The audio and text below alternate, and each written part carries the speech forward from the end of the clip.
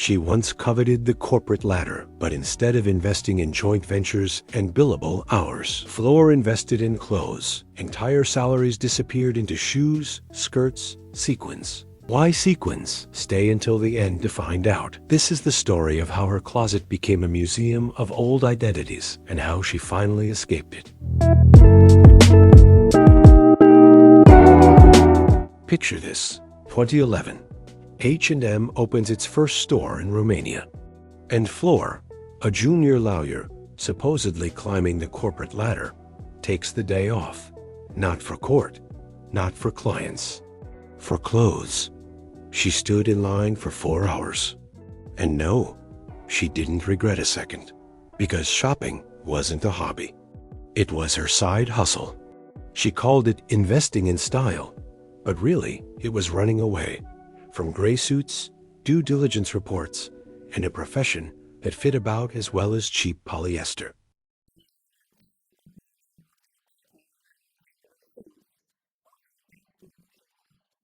Most Romanian lawyers were passionate, but not colorful.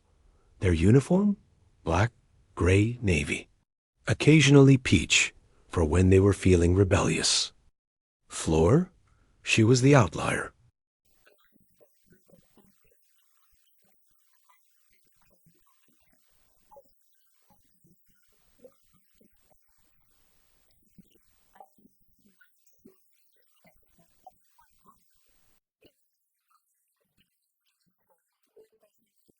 But the dress codes pushed back.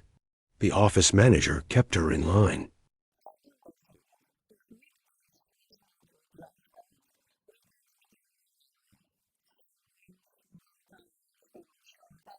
One colleague even laughed.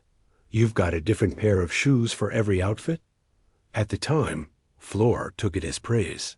Now, those shoes sit in her mother's house, a museum of financial mistakes. But in the middle of the excess, something else was happening. All those clothes, all those rules and restrictions, they forced Fleur to become resourceful.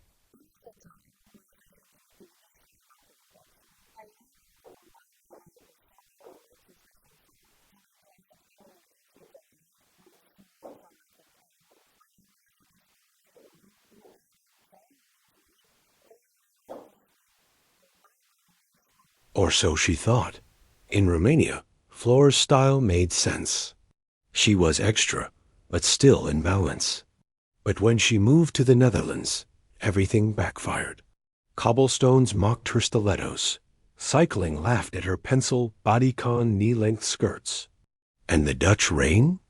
It soaked her fine wool coats and faux fur like it had a personal vendetta. Working from home stripped blazers of their power, because on Zoom, no one cares if your lapel is sharp.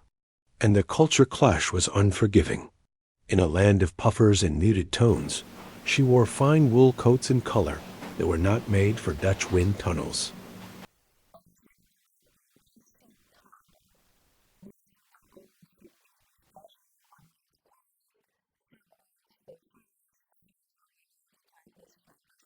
For Fleur, shopping was never just about clothes. It was her escape hatch from a career that didn't fit. Her closet wasn't just full, it was loud. Every hanger screamed about the lawyer she tried to be, but wasn't. It didn't feel like a wardrobe anymore. It felt like evidence.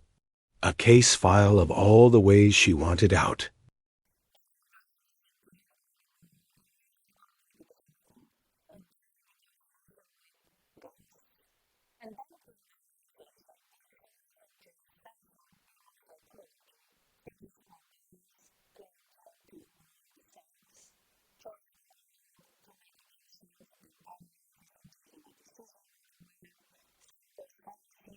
So she began again, carefully, slowly.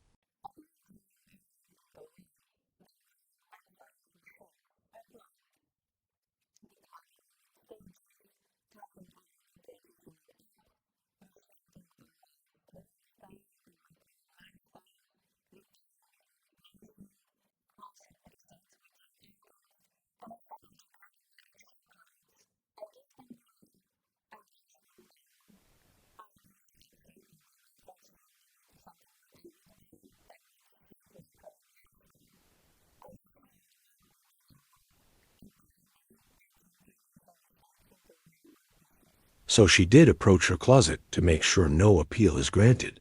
She researched. She made case files for her closet and gathered evidence. She did everything in stages, with exhibits A through Z. Practically, she cross-examined each garment, her own little courtroom experiments. If you want her to teach you how to plan your way out of chaos, one legal brief at a time, press that like button. The jury's still out on her sequins pieces, but subscribing is a pretty safe verdict at this stage. So that fashion becomes easy and playful, again, like it did for Fleur, even when you grant sweatpants the highest court's protection, and especially when you keep clothes sentenced in storage for years.